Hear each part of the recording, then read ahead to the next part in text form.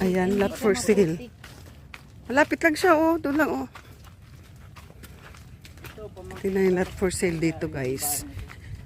8,000 square meter. 7,000 square meter, sorry. Ganda gawing farm.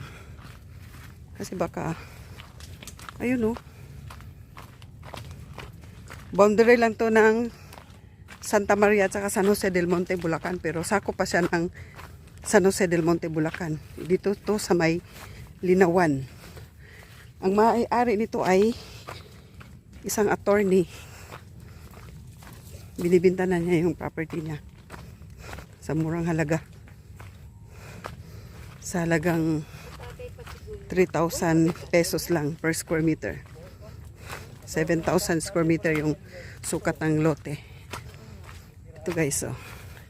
Itong kalsada na dinaanan natin ay sa kanya to, private niya to. Parang may sarili siyang daan. May sarili siyang daan, guys. Yan, dito na siya. Ganda ito gawing farm lots. Kasi 7,000 square meter lang siya. Tapos, ang price niya ay 3,000 pesos per square meter. Ayan, oh. Dito, hanggang dito. Dito sa left side.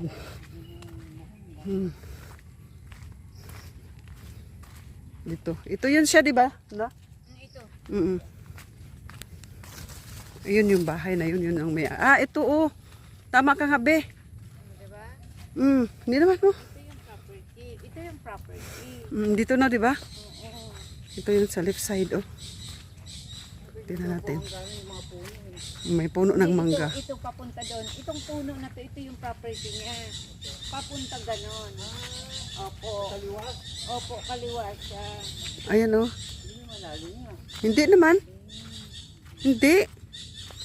Ayan, oh. Ano siya? Yung bahay niya, sa kanya yan, di ba? Diyan sila nakatira dati. Ito, tingnan natin. Patag naman, oh. Dito lang siya ang video malalim, be. Ito na yung malalim. Ito nga daw malalim. Pero may kalsada sa baba, be, ah.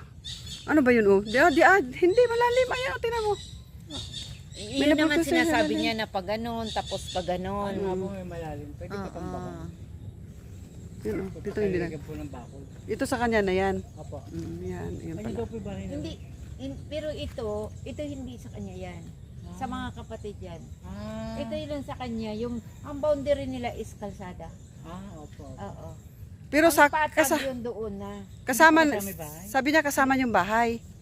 Parang hindi eh. Sabi niya kasama yung bahay, diyan sila Kasi nakatira. ayun dito sa ano niya, sa plano.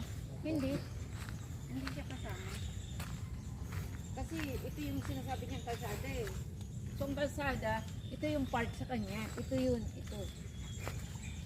Ito yung sa Tingnan kanya. natin, guys. So dito, maputik na. Wala nang tambak dito. Yun. Yun ang sinasabi niyang pantay na itong Ayan. dyan.